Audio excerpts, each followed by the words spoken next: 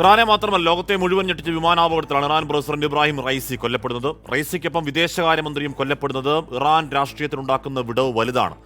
നിലവിൽ അതൊരു മോശം കാലാവസ്ഥയിലെ വിമാനാപകടം എന്ന് പറയുമ്പോഴും ആ മരണങ്ങൾ അട്ടിമറിയാണോ എന്ന് സംശയിക്കുന്നവർ നിരവധിയുണ്ട്. അതിനുള്ള സൈനിക രാഷ്ട്രീയ സാഹചര്യങ്ങൾ നിലനിൽക്കുകയും ചെയ്യുന്നു.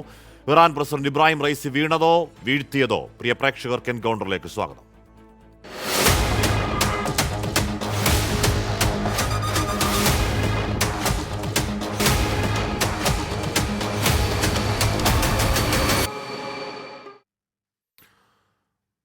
Doctor P J Vincent, colonel എസ്റ്റിനി, doctor Mohan Varghese, Shri P P James എന്നിവർ നമ്മുടെ ചർച്ചയിൽ ചേരുന്നു. അത് ഞാൻ ശ്രീ പി ജെ വിൻസെന്റിലേക്കാണ്. Shri P J Vincent, Iran അവരുടെ പ്രധാനപ്പെട്ട 2 ടവറിംഗ് നേതാക്കളുടെ നഷ്ടത്തിൽ വിലാപത്തിലാണ്. മറ്റു സാഹചര്യങ്ങളെക്കുറിച്ചുള്ള ചോദ്യങ്ങൾക്ക് സംസ്കാര ചടങ്ങുകൾ കഴിയട്ടെ ആദ്യം എന്നാണ് പ്രതികരണം. അതാണ് ശരിയും. പക്ഷേ സോഷ്യൽ മീഡിയയിലടക്കം ഈ കോൺസ്പിറസി തിയറികളുടെ ഫ്ലഡിംഗ് ആണ്. ഇസ്രയേലുമായുള്ള ഷാഡോ വാർ ഒരു നേർക്കുനേർ ഏറ്റുമുട്ടലിലേക്ക് പോയ സാഹചര്യം അടക്കം നോക്കുമ്പോൾ അതൊരു അപകടമല്ല, അട്ടിമറി തന്നെയാണ് എന്ന സംശയത്തിന് എന്താണ് നിലവിൽ തെളിവൊന്നുമില്ലെങ്കിലും പ്രസക്തിയില്ലേ ശ്രീ പി ജെ വിൻസെന്റ്?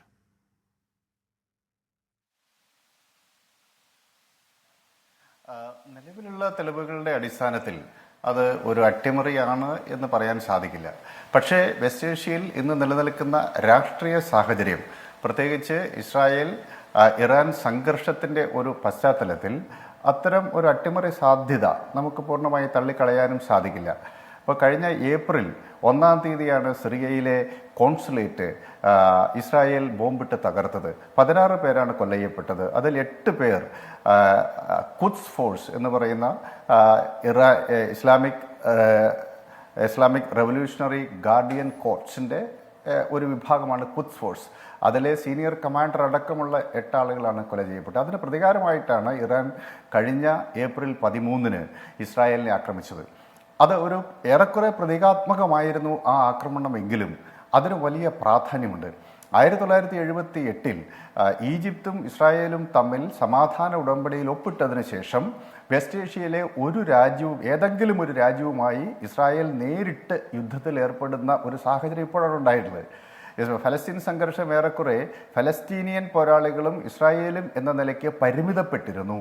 അത് പക്ഷേ മറ്റൊരു രാജ്യവുമായി നേരിട്ട് ഏറ്റുമുട്ടുന്ന തലങ്ങളിലേക്ക് വികസിച്ച ഒരു സാഹചര്യം തീർച്ചയായിട്ടും ഗൂഢാലോചന സിദ്ധാന്തക്കാർക്ക് ആ സിദ്ധാന്തം മുന്നോട്ട് വയ്ക്കാനുള്ള ഒരു യുക്തി പ്രദാനം ചെയ്യുന്നുണ്ട് എന്നത് വളരെ പ്രധാനമാണ്. കഴിഞ്ഞ ഏപ്രിൽ 13-ന് 120 ബാലിസ്റ്റിക് മിസൈലും 30 ക്രൂയിസ് മിസൈലുകളും 170ഓളം ഡ്രോണുകളുമാണ് അവരയച്ചത്. അപ്പം അതിൽ 99% തകർത്തു. യുണൈറ്റഡ് സ്റ്റേറ്റ്സ് ഓഫ് അമേരിക്കയും ഫ്രാൻസും ബ്രിട്ടനും ജോർദനും ചേർന്നിട്ടാണ് ഭൂരിഭാഗം മിസൈലുകളും തകർത്തത്. അപ്പോൾ ഒരു കോമ്പിനേഷൻ അവിടെ രൂപപ്പെട്ടിരിക്കുന്നു. ഇറാനും അതിൻ്റെ പ്രോക്സികളും അതേസമയം ഇസ്രായേലും യുണൈറ്റഡ് നേഷൻസ് അടക്കമുള്ള സഖ്യശക്തികളും സൈനികമായി മുഖാമുഖം നിൽക്കുന്നു എന്ന സാഹചര്യമുണ്ട്. ഈ സാഹചര്യം ഒരുപക്ഷെ നമുക്ക് ഗൂഢാലോചന സിദ്ധാന്തവുമായി ബന്ധിപ്പിക്കാമെങ്കിലും നിലവിലുള്ള തെളിവുകൾ വെച്ച് അത് മോശം കാലാവസ്ഥ മൂലം സംഭവിച്ചതാണ് എന്ന് തന്നെ നമുക്ക് കരുതാൻ കഴിയുകയുള്ളൂ. ഇപ്പോൾ അല്ല സാർ, ഇവിടെ ഇസ്രായേൽ അങ്ങനെ ചെയ്യാത്തവരല്ല. അവർ പല നേതാക്കളെ അങ്ങനെ ചെയ്തിട്ടുള്ളവരാണ്. അങ്ങനെ അവരുടെ മൊസാദ് ക്ലിനിക്കൽ പ്രിസിഷൻ, ഇപ്പോൾ ഹമാസ് അവരുടെ രാജ്യത്തെ കടന്നു കയറുന്നു അറിഞ്ഞില്ലെങ്കിൽ കൂടിയും ഇത്തരം ഓപ്പറേഷനുകൾ അവർ അഗ്രഗണ്യരാണെന്ന് പറയുന്നുണ്ടല്ലോ. ഇതൊരു രാജ്യത്തിൻ്റെ പ്രസിഡന്റാണ്. ആ രാജ്യത്തിൻ്റെ പ്രസിഡന്റിനെ വകവരുത്തിക്കൊണ്ട് ഒരു അൺഇക്വിവോക്കൽ ഒരു ആക്ട് ഓഫ് വാർ എന്ന് പറഞ്ഞാൽ അതുണ്ടാക്കുന്ന ഇമ്പാക്റ്റ്, അതുണ്ടാക്കുന്ന റിപ്പർക്കഷൻ വളരെ വലുതാണെന്ന് അറിയാത്ത രാജ്യമല്ലല്ലോ ഇസ്രായേലും അമേരിക്കയും. അപ്പം അങ്ങനെ ഒരു നീക്കത്തിലേക്ക് ഇസ്രായേൽ ഒരു കടന്ന കൈയിലേക്ക് പോകും എന്ന് കരുതാമോ ശ്രീ പി ജെ വിൻസെന്റ്? അല്ല, അങ്ങനെ കരുതുന്നതിന് തെറ്റില്ല. താങ്കൾ സൂചിപ്പിച്ച പോലെ അത് കടന്ന കൈയൊന്നുമല്ല. അങ്ങനെ അവർ ചെയ്തിട്ടുണ്ട്. 2020 ജനുവരി 3-ന് ഖാസിം സുലൈമാനിയെ ബാഗ്ദാദ് എയർപോർട്ടിന് വിമാനത്താവളത്തിന് സമീപം ഡ്രോൺ ആക്രമണത്തിൽ കൊലപ്പെടുത്തിയത് അമേരിക്കയാണ്. അന്ന് അലി ഖമൈനി കഴിഞ്ഞാൽ ഇറാനിലെ ഏറ്റവും സ്വാധീന ശക്തിയുള്ള നേതാവായിരുന്നു ഇസ്ലാമിക് റെവല്യൂഷണറി ഗാർഡ് കോർപ്സിൻ്റെ തലവനും ഖുദ്സ് ഫോഴ്സിൻ്റെ സീനിയർ കമാൻഡറുമായിട്ടുള്ള ഖാസിം സുലൈമാനി. അടുത്ത വർഷം അതേ വർഷം തന്നെ ഡിസംബർ മാസത്തിൽ അവരുടെ സീനിയർ ആണവ ശാസ്ത്രജ്ഞനും ആണവ പദ്ധതിയുടെ പിതാവ് എന്ന് വിളിക്കുന്ന ഫക്രിസാദയെ കൊലപ്പെടുത്തി. അത് മൊസാദാണ് നേരിട്ട് ചെയ്തത്. ആദ്യമായി AI നിയന്ത്രിത ഗൺ ഉപയോഗിച്ചിട്ടാണ് അദ്ദേഹത്തെ ഷൂട്ട് ചെയ്ത് കൊലപ്പെടുത്തിയത്. 2003 ഡിസംബർ ആകുമ്പോഴേക്കും വീണ്ടും അവരുടെ ഈ ഖുദ്സ് ഫോഴ്സിന്റെ സീനിയർ കമാൻഡറെ കൊലപ്പെടുത്തി. അപ്പം ഇസ്രായേലും അമേരിക്കയും ഇതുപോലെയുള്ള നിയന്ത്രിതമായ കൊലപാതകങ്ങൾ നിരന്തരമായി നടത്തി വരുന്നുണ്ട്. അതുകൊണ്ട് ഇറാന്റെ പ്രസിഡന്റിനെ കൊലപ്പെടുത്തുക എന്നുള്ളത് അസംഭാവ്യമായ കാര്യമല്ല. അവരങ്ങനെ ചെയ്യില്ല എന്ന് നമുക്ക് കരുതാൻ സാധിക്കില്ല. അപ്പം ഞാൻ പറഞ്ഞു വരുന്നത് ഇപ്പം നിലവിലുള്ള വിവരം പ്രകാരം, കാരണം അതിൽ ഒത്തിരി സംശയങ്ങൾ ആളുകൾ മുന്നോട്ട് വയ്ക്കുന്നുണ്ട്. മോശം കാലാവസ്ഥ എന്തുകൊണ്ട് ഗേജ് ചെയ്യാൻ സാധിച്ചില്ല? പ്രസിഡന്റിനെ പോലെ ഒരു VVIPയുടെ യാത്രയിൽ ഈ കാലാവസ്ഥയുടെ പ്രത്യേകത എന്തുകൊണ്ട് പരിഗണിച്ചില്ല? 3 ഹെലികോപ്റ്ററുകൾ ഒരു കൺവേ പോകുമ്പോൾ 2 ഹെലികോപ്റ്ററുകൾ തിരിച്ചെത്തുകയും 1 ഹെലികോപ്റ്റർ മാത്രം തകർന്ന് വീഴുകയും ചെയ്തു. ഇങ്ങനെയൊക്കെയുള്ള ഒത്തിരി സംശയങ്ങൾ സ്വാഭാവികമായിട്ട് ഉയർന്നു വരുന്നുണ്ട്. എങ്കിലും അത് കൃത്യമായിട്ടുള്ള ഒരു അനാലിസിസ് നടത്തി അതിൻ്റെ തെളിവുകൾ ശേഖരിച്ചതിന് ശേഷം മാത്രമേ നമുക്ക് ആധികാരികമായിട്ട് പറയാൻ സാധിക്കുകയുള്ളൂ. അതേസമയം ഇറാനെ സംബന്ധിച്ചിടത്തോളം അതിൻ്റെ ചരിത്രത്തിലെ ഏറ്റവും ഉയർന്ന നേതാവാണ് കൊല ചെയ്യപ്പെട്ടത്. അത് പ്രസിഡന്റ് എന്ന നിലയിൽ മാത്രമല്ല, ഇറാനെ സംബന്ധിച്ചിടത്തോളം പ്രസിഡന്റിന് വലിയ സ്ഥാനമൊന്നുമില്ല. പക്ഷേ ഈ ഇബ്രാഹിം റൈസിയെ സംബന്ധിച്ചിടത്തോളം അലി ഖമേനിക്ക് ശേഷം 89 മുതൽ അദ്ദേഹം പരമോന്നത നേതാവാണ്. അലി ഖമേനിയുടെ കാലം ഏറെക്കുറെ കഴിയാറുമായിരിക്കുന്നു. അദ്ദേഹത്തിന് ശേഷം ഇറാന്റെ പരമോന്നത നേതാവ്, supreme leader of Islamic republic of Iran ആവാൻ സാധ്യത കൽപ്പിക്കപ്പെട്ട നേതാക്കളിൽ പ്രഥമ ഗണനീയനായിരുന്നു ഇബ്രാഹിം റൈസി. അദ്ദേഹത്തിൻ്റെ പ്രാധാന്യം വളരെ പ്രധാനപ്പെട്ടതാണ്. ഒരേ സമയം അദ്ദേഹം സുപ്രീം കോടതി ചീഫ് ജസ്റ്റിസ് ആയിരുന്നു, ഡെപ്യൂട്ടി ചീഫ് ജസ്റ്റിസായി 10 വർഷമുണ്ടായിരുന്നു. അതുപോലെ അദ്ദേഹം ഒരു മതപണ്ഡിതനാണ്. അതുപോലെ ഹാർഡ് ലൈൻ നിലപാടെടുക്കുന്നയാളാണ്. അദ്ദേഹത്തിൻ്റെ വിദേശ നയത്തിൻ്റെ പ്രത്യേകതകൾ നമ്മൾ പലവട്ടം കണ്ടതാണ്. ആ രീതിയിലുള്ള ഒത്തിരി പ്രത്യേകതകളുണ്ട്. ഒരു പക്ഷേ ഇന്ന് അദ്ദേഹം പ്രസിഡന്റ് ആണെങ്കിലും ആയത്തുള്ള അലി ഖമേനി കഴിഞ്ഞാൽ ഇറാൻ്റെ ആഭ്യന്തര രാഷ്ട്രീയത്തിൽ ഏറ്റവും സ്വാധീന ശക്തിയുള്ള നേതാവായിരുന്ന ആളാണ്. മാത്രവുമല്ല പശ്ചിമേഷ്യയിൽ ഷിയ നെറ്റ്വർക്ക് ഉണ്ടാക്കുന്നതിൽ ഏറ്റവും പ്രധാനപ്പെട്ട പങ്കുവച്ച ഈ ഇറാൻ്റെ അലൈസ് ആൻഡ് പ്രോക്സിസ്, അത് ലബനൻ കേന്ദ്രീകരിച്ചിട്ടുള്ള ഹിസ്ബുള്ള, പിന്നെ ഹൂത്തികൾ, അതുപോലെ ഇറാഖിൽ പ്രവർത്തിക്കുന്ന resistance force, Islamic resistance force, ഇങ്ങനെയൊക്കെയുള്ള അവരുടെ പ്രോക്സികളെ ആയുധമണിയിക്കുകയും ട്രെയിൻ ചെയ്യിക്കുകയും ഒക്കെ ചെയ്യുന്നതിന് സവിശേഷമായിട്ടുള്ള പ്രാധാന്യം കൊടുത്തുകൊണ്ട് അവരെ സഹായിച്ചുകൊണ്ടിരിക്കുകയാണ് അദ്ദേഹം. അതോടൊപ്പം ന്യൂക്ലിയർ എൻറിച്ച്മെൻറ്റ് പ്രോഗ്രാം അദ്ദേഹത്തിൻ്റെ കമാൻഡിൽ സമീപകാലത്ത് ശക്തിപ്പെടുകയും ചെയ്തു. ഏറ്റവും വലിയ പ്രത്യേകത അദ്ദേഹത്തിൻ്റെ ഫോറിൻ പോളിസി, ഇസ്രായേൽ ഒഴികെ ലോകത്തിലുള്ള എല്ലാ രാജ്യങ്ങളുമായും ബന്ധം സ്ഥാപിക്കുക എന്നുള്ളതാണ് ഫോറിൻ പോളിസി എന്ന് പ്രഖ്യാപിച്ചയാളാണ് റൈസി. അതേസമയം അദ്ദേഹം ഒരു സക്സസ്ഫുൾ ആയിട്ടുള്ള നയതന്ത്രജ്ഞൻ കൂടിയാണ്. കാരണം ഈ മേഖലയിലെ വൻശക്തി രാഷ്ട്രങ്ങളായ ഇന്ത്യയുമായും ചൈനയുമായിട്ടും റഷ്യയുമായിട്ടും തന്ത്രപരമായി സഹകരിക്കുന്ന ഒരു നിലപാട് അദ്ദേഹം എടുത്തു. 2002 ആരംഭം കുറിച്ച ചബഹാർ പദ്ധതി 2024 യാഥാർത്ഥ്യമാക്കിയതിന് പിന്നിൽ റൈസിയുടെ വലിയ പങ്കുണ്ട്. കാര്യം ഇന്ത്യയുമായി അത്ര അടുത്ത ബന്ധമുണ്ട്. മാത്രമല്ല നമ്മൾ നാളെ ദേശീയ മോർണിംഗിലാണ്, ദേശീയ ദുഃഖാചരണമാണ്, നമ്മുടെ ദേശീയ പതാക അടക്കം താഴ്ത്തി കിട്ടുന്നു പറയുമ്പോൾ ആ രാജ്യത്തലവനോടുള്ള നമ്മുടെ ബന്ധം എത്രത്തോളം എന്ന് ഞാൻ എത്താം. Shri P G Vincent, Shri Dinny, ഇതൊരു രാജ്യത്തിൻ്റെ പ്രസിഡന്റാണ് എന്ന് പറഞ്ഞാൽ പഴക്കമുള്ളൊരു ഹെലികോപ്റ്ററിൽ 1968 വികസിപ്പിച്ച ബെൽ 212 സുരക്ഷാ വിട്ടുവീഴ്ച ചെയ്തുകൊണ്ട് രാജ്യത്തിൻ്റെ അധ്യക്ഷനും അവിടുത്തെ വിദേശകാര്യമന്ത്രിയും യാത്ര ചെയ്യുന്നു. നേരത്തെ തന്നെ കൃത്യമായി തിരിച്ചറിയാവുന്ന ഇനിയിപ്പം ഈ വിമാനത്തിൻ്റെ അപ്ഡേഷൻ അടക്കമുള്ള പരിമിതികൾ, ഉപരോധം കാരണം ഇറാൻ ഉണ്ട് എന്ന് തന്നെ വെക്കുക. പക്ഷേ വിമാനം പറത്തുന്ന ഏതൊരു രാജ്യത്തിനും അവിടുത്തെ വിമാനം പറത്തിക്കൂടാത്ത പ്രതികൂല കാലാവസ്ഥ തിരിച്ചറിയാൻ കഴിയാത്ത ഒരു രാജ്യം ഉണ്ടാവില്ലല്ലോ. അങ്ങനെ കൃത്യമായി തിരിച്ചറിയാവുന്ന കൊടിയ കാലാവസ്ഥാ പ്രശ്നം അസസ് ചെയ്യാൻ കഴിയാതെ വരിക, കോൺവോയിലെ 3 വിമാനങ്ങളിൽ പ്രസിഡന്റ് സഞ്ചരിച്ച വിമാനം മാത്രം കൃത്യം വീഴുക, ഒറ്റയടിക്ക് അപകടം എന്ന് വിശ്വസിക്കാവുന്നതാണോ ഈ പറയുന്ന കാര്യങ്ങളൊക്കെ ശ്രീ ഡിന്നി?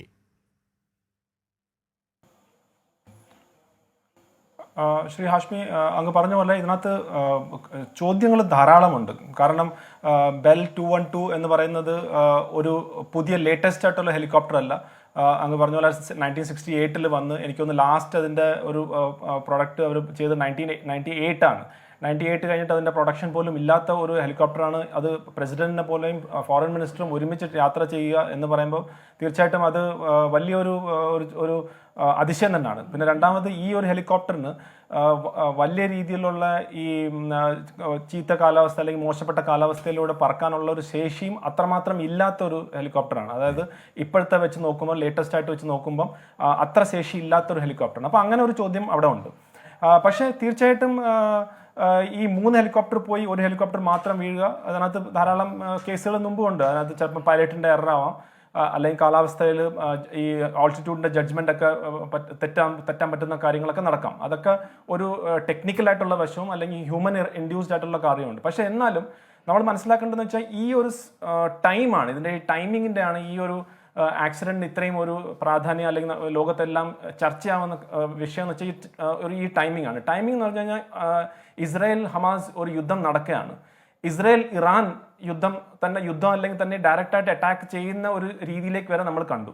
അപ്പോൾ ഇപ്പോഴത്തെ അവസ്ഥ വെച്ച് നോക്കിക്കഴിഞ്ഞാൽ ഏറ്റവും കൂടുതൽ ഇബ്രാഹിം റിയാസി എന്ന് പറഞ്ഞ പ്രസിഡന്റ് ഇല്ലാതാവുകയാണെങ്കിൽ അതിൽ ഏറ്റവും കൂടുതൽ ബെനിഫിറ്റ് അല്ലെങ്കിൽ ഏറ്റവും കൂടുതൽ ഒരു അഡ്വാൻറ്റേജ് എന്ന് പറയുന്നത് ഇസ്രായേലിന് തന്നെ ആയിരിക്കും. അപ്പം ഞാനത് ഇസ്രായേൽ ചെയ്യും അല്ലെങ്കിൽ ചെയ്തിട്ടുണ്ട് എന്നല്ല ഞാൻ പറഞ്ഞത്, ഞാൻ ജസ്റ്റ് അനാലിസിസിന്റെ ഭാഗമായിട്ട് മാത്രം പറയുകയാണ്. അപ്പം ഇസ്രായേലിനെ സംബന്ധിച്ചോളം അവർക്ക് അതിൻ്റെ കഴിവുമുണ്ട്, അതിൻ്റെ കാരണങ്ങളുമുണ്ട്. കഴിവ് എന്ന് വെച്ച് കഴിഞ്ഞാൽ അവർക്ക് അതിൻ്റെ ടെക്നോളജിയായിട്ട് നേരത്തെ പറഞ്ഞ പോലെ 3 എയർക്രാഫ്റ്റിനെയാണ് ഒരെണ്ണത്തിന് മാത്രം സ്ട്രൈക്ക് ചെയ്യണമെങ്കിൽ അതിന് സ്ട്രൈക്ക്, അതായത് വിത്തൗട്ട് യൂസിങ് മിസൈലോ മറ്റു കാര്യങ്ങളൊന്നും ചെയ്യാതെ തന്നെ ചെയ്യാനുള്ള കഴിവുണ്ട്. ആൻഡ് ഓൾസോ കഴിവിൻ്റെ ഇൻ ദ സെൻസ് പൊളിറ്റിക്കൽ ഇച്ഛാശക്തി ഉണ്ട്. അതൊരു കാര്യം ചെയ്യണമെങ്കിൽ അവരത് ചെയ്തിരിക്കും. ബാക്കിയുള്ള മൊസാദിനെ കുറിച്ചും മറ്റു കാര്യങ്ങളൊക്കെ നമുക്ക് അറിയാവുന്ന കാര്യമാണ്. ഇനി കാരണങ്ങളിൽ നോക്കിക്കഴിഞ്ഞാൽ കാരണങ്ങൾ പലതും ഉണ്ട്. ഒന്ന്, ഇത്രയും വർഷത്തിനിടയ്ക്ക് അവർ നേരിട്ടിട്ട ഏറ്റവും വലിയ ഒരു അക്രമമാണ് ഒക്ടോബർ കഴിഞ്ഞ വർഷം നടന്നത്. അതിൻ്റെ പിന്നിൽ ഹമാസാണ്. ഹമാസിൻ്റെ പിന്നിൽ ഇറാനാണ്. ഇറാൻ്റെ ഏറ്റവും വലിയ ശക്തിശാലിയായിട്ടുള്ള ഒരു നേതാവാണ് ഇബ്രാഹിം റിയാസി. അപ്പം അതൊന്ന്. രണ്ടാമത് നോക്കിക്കഴിഞ്ഞാൽ ഇസ്രായേലിനെ എഗെയിൻസ്റ്റ് ആയിട്ട് ആദ്യമായിട്ടാണ് വേറൊരു കൺട്രി ഒരു യുദ്ധത്തിന് ശേഷം ഇതുപോലെ മിസൈൽ സ്ട്രൈക്സ് നടത്തിയത്. ഇറാൻ ഒരു 100ഓളം മിസൈൽ സ്ട്രൈക്സ് നടത്തിയത് നമ്മൾ കണ്ടു. അപ്പം തീർച്ചയായിട്ടും അങ്ങനെ ഒരു ബാക്ക്ഗ്രൗണ്ട് ഉണ്ട്.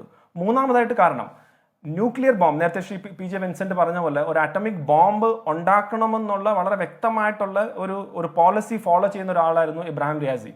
അദ്ദേഹം നേരത്തെ ഈ ഒരു US-ഉമായിട്ടുള്ള ഒരു ഡീലിന് അത്ര വലിയ താല്പര്യം കാണിക്കാതെ അദ്ദേഹം അതിൽ നിന്ന് പിന്മാറുമ്പം അദ്ദേഹം ആ ഒരു രീതിയിൽ തന്നെ ഉണ്ടായിട്ടാണ് അത് പിന്മാറേണ്ട ആവശ്യമൊക്കെ വന്നത്. അപ്പം ഒരു ഇസ്രായേലിനെ എഗെയിൻസ്റ്റ് ആയിട്ട് യൂസ് ചെയ്യാൻ പറ്റുന്ന ഒരു ന്യൂക്ലിയർ ബോംബ് നിർമ്മിക്കുമെന്നുള്ള ഒരു സ്റ്റേറ്റഡ് പോളിസിയുടെ ഒരു ആളായിരുന്നു പ്രസിഡന്റ് ഇബ്രാഹിം റിയാസി. അപ്പം മൂന്നാമത്തെ കാരണം അങ്ങനെ ഉണ്ട്.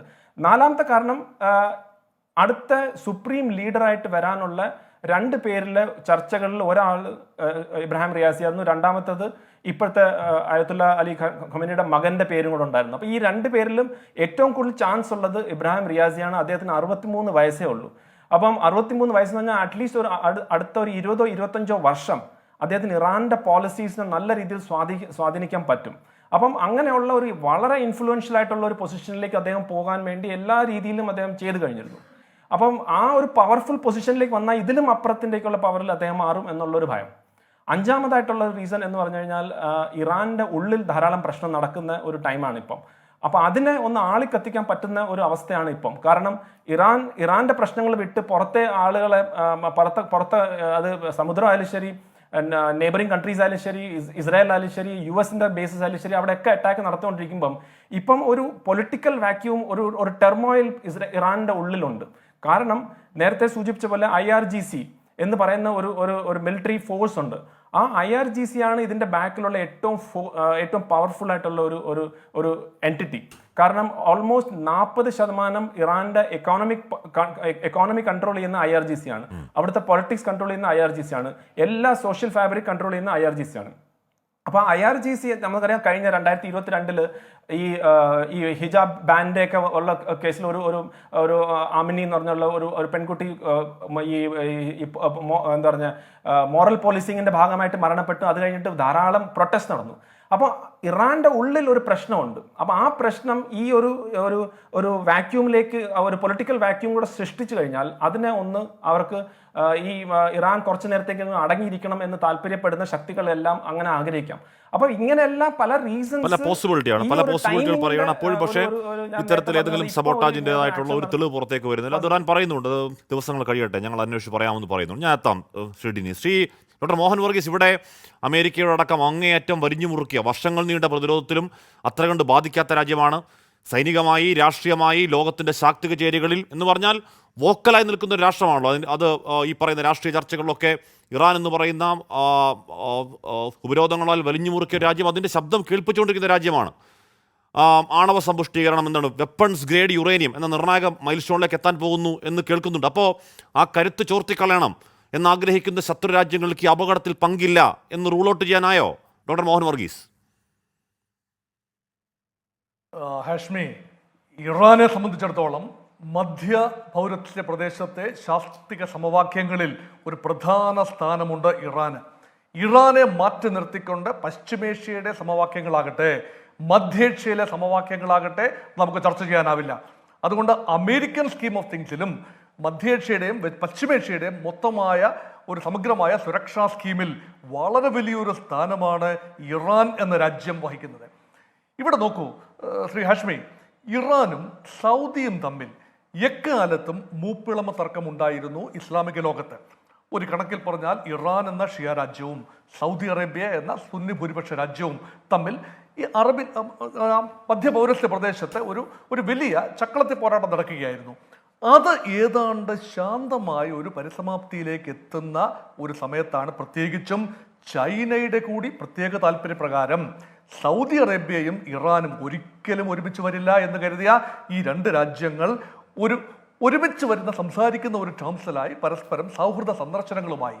ഇത് അമേരിക്കയെ ഇരുത്തി ചിന്തിപ്പിച്ച ഒരു കാര്യമാണ്. ഞാൻ ആ ബാക്ക്ഗ്രൗണ്ടിലേക്കാണ് വരുന്നത്. രണ്ട്, അസർബൈജാൻ എന്ന രാജ്യം, ഇപ്പോൾ ഇദ്ദേഹം യാത്ര പുറപ്പെട്ടത് ഇബ്രാഹിം റൈസി ഒരു അണക്കെട്ടിന്റെ ഉദ്ഘാടനം നിർവഹിച്ചതിന് ശേഷമാണല്ലോ, തിരിച്ചുള്ള യാത്രയിലാണല്ലോ അപകടത്തിൽപ്പെടുന്നത്. അത് അസർബൈജാനും പണ്ടത്തെ സോവിയറ്റ് റിപ്പബ്ലിക് ആയിരുന്ന ഒരു അസർബൈജാൻ, 15 റിപ്പബ്ലിക്കുകൾ ഉണ്ടായിരുന്ന അതിൽ ഉണ്ടായിരുന്ന മധ്യേഷ്യയിലെ അല്ലെങ്കിൽ യൂറോപ്പുമായിട്ട് അടുത്ത് കിടക്കുന്ന ഒരു റിപ്പബ്ലിക്കാണല്ലോ അസർബൈജാൻ. ഈ അസർബൈജാന്റെ നേതാവ് അലിയേവ്, അദ്ദേഹവും ഇബ്രാഹിം റൈസിയും ഒരുമിച്ചാണ് ഈ ഡാമിന്റെ ഉദ്ഘാടനം. അസർബൈജാനുമായി ഏറെക്കാലമായി ചെറിയ തർക്കങ്ങൾ ഉണ്ടായിരുന്നു ഇറാന്. അതിനുള്ള പ്രധാന കാരണം അസർബൈജാനെ സഹായിച്ചുകൊണ്ടിരിക്കുന്നത് ഇറാന്റെ ആജീവാനന്ദ ശത്രുവായ ഇസ്രയേലാണ്. അപ്പൊ ഇസ്രയേലും അസർബൈജാനും തമ്മിലുള്ള വർദ്ധിച്ചു വരുന്ന ബന്ധം ഇറാന് അലോസരപ്പെടുത്തിയിരുന്നത് മാത്രമല്ല, കഴിഞ്ഞ വർഷം അസർബൈജാനിലെ ഇറാൻ എംബസിയിൽ നടന്ന ഒരു സ്ഫോടനവും ആക്രമണവും 4 പേരെ പുറത്താക്കുന്ന സംഭവമൊക്കെയായി വളരെ വലിയൊരു അകൽച്ചയിലായിരുന്നു. പക്ഷേ 2023 ഒക്ടോബറിൽ ആ അകൽച്ച ഒരു പരിധിവരെ പരിഹരിക്കുകയും അതിൻ്റെ കൂടെ ഭാഗമായിട്ടാണ്, ഒരു റാപ്രോഷമയുടെ ഭാഗമായിട്ടാണ് ഇറാൻ പ്രസിഡന്റ് അസർബൈജാൻ അതിർത്തി സന്ദർശിക്കുന്നത്. അപ്പം അതുകൊണ്ട് ഇസ്രയേലിൻ്റെ ഒരു കരം ഇവിടെ ഉണ്ടോ എന്ന സംശയം ഉയരുന്നത് അസർബൈജാനിൽ നിന്നും പുറപ്പെട്ട 3 ഹെലികോപ്റ്ററുകളിൽ ഒരു ഹെലികോപ്റ്റർ മാത്രം തകരുകയും അത് പ്രധാനപ്പെട്ട ആളുകളെ വഹിച്ച ഹെലികോപ്റ്ററാണ്. അതിൽ 4 പേര് വളരെ പരമോന്നത സ്ഥാനമുള്ളയാളാണ്, ഇറാനിയൻ പ്രസിഡന്റ്, അതുപോലെ ഇറാന്റെ വിദേശകാര്യമന്ത്രി, ഇറാന്റെ ആ പ്രവിശ്യയിലെ കിഴക്കൻ അസർബൈജാൻ സംസ്ഥാനത്തിന്റെ ആ പ്രവിശ്യയുടെ ഗവർണർ, അതുപോലെ തന്നെ പാർലമെന്റ് സ്പീക്കർ, ഇവരെല്ലാം അടങ്ങുന്ന ഒരു സംഘം, 9 പേരടങ്ങുന്ന സംഘം സഞ്ചരിച്ച ആ വിമാനം മാത്രം, ആ ഹെലികോപ്റ്റർ മാത്രം അപകടത്തിൽപ്പെടുകയും മോശപ്പെട്ട കാലാവസ്ഥയെ അതിജീവിച്ചുകൊണ്ട് മറ്റ് 2 ഹെലികോപ്റ്ററുകൾ ലാൻഡ് ചെയ്യുകയും സുരക്ഷിതമായി ലാൻഡ് ചെയ്യുകയും ചെയ്തത് ഒരുപാട് പുരികങ്ങൾ ചൊളിയുന്നൊരു കാര്യമാണ്. ഇവിടെയാണ് അമേരിക്കയുടെയും ഇസ്രയേലിൻ്റെയും ഒരു പദ്ധതി ഇതിനകത്തുണ്ടോ. ഒരു വിശാല അർത്ഥത്തിൽ നോക്കിയാൽ ഇറാൻ വളർന്നുകൊണ്ടിരിക്കുകയാണ്. അറബി ലോകത്തെ അറബി രാജ്യമല്ല ഇറാൻ, പക്ഷേ നോൺ അറബ്, പക്ഷേ മുസ്ലിം രാജ്യമാണ്. വളരെ വലിയ സ്വാധീനമാണ് ആ മേഖലയിൽ.